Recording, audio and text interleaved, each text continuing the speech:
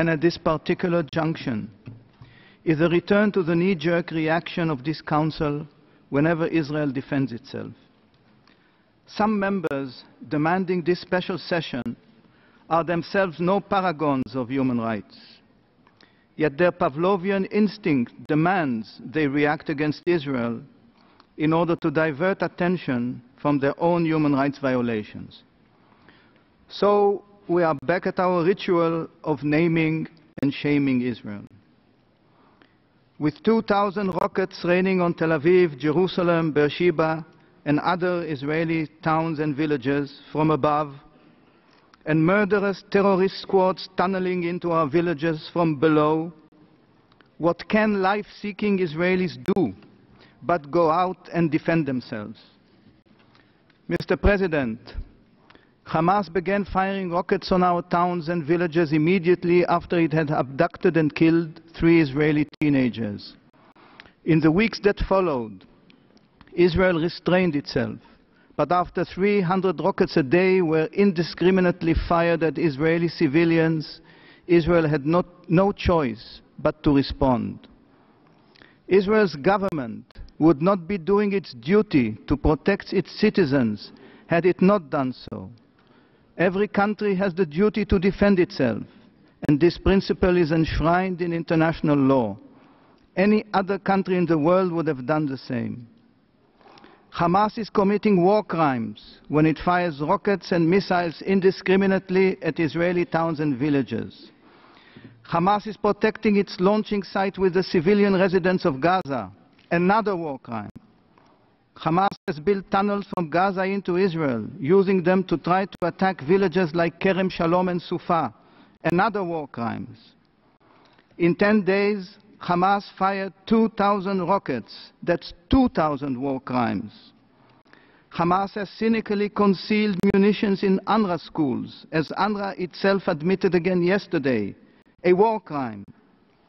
Hamas used tons of concrete provided as humanitarian aid to build a web of tunnels under hospitals, mosques, schools, homes, extending into Israel to be used to abduct and murder Israelis. This, instead of building shelters for the residents of Gaza. And this council sits in judgment of Israel. There can be no moral symmetry between a terrorist aggressor and a democracy defending itself. Mr. President, Madam High Commissioner, in the protection of the human rights of Israelis, this Council and you, Madam, have failed dismally. Mr. President, Israel's restraint was met by Hamas aggression. Israel agreed to an Egyptian brokered ceasefire to begin July 15. Hamas rejected it outright. Israel agreed to a humanitarian ceasefire July 17, but Hamas shot its way through it. It rejected Egyptian efforts on the 17th, when Israel sent top negotiators to Cairo with a view yet again to conclude a ceasefire. Hamas is determined to maximize murder and mayhem. In these conditions, Israel had no option but to start ground operations, confronting Hamas with a strong, unambiguous response. Israel will destroy Hamas's military infrastructure. However, the Gaza residents are not our enemies. Israel is fully committed to international law.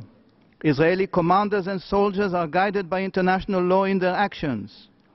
In line with the requirements of international law, IDF actions in Gaza are targeted solely against military targets. The IDF makes great efforts to minimize any incidental harm that may be caused to civilians as a result of an attack on a military target. The IDF took all available precautionary measures and has warned residents to leave prospective combat areas. But Hamas urged them to ignore Israeli warnings and remain in their homes, using civilians as human shields. Hamas bears the responsibility for the injuries sustained by Gaza residents.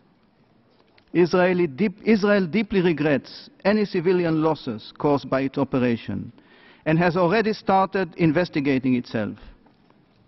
We do not confront the Salvation Army, but a brutal terrorist organization. And lest we forget, Hamas is part of the Palestinian Unity Government.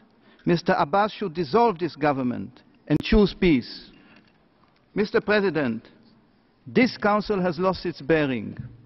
This special session is misguided, ill-conceived, and counterproductive to effort made as we speak to end hostilities. The resolution which will be presented to you today is totally unbalanced, asymmetric, and destructive. It pours gasoline on the fire.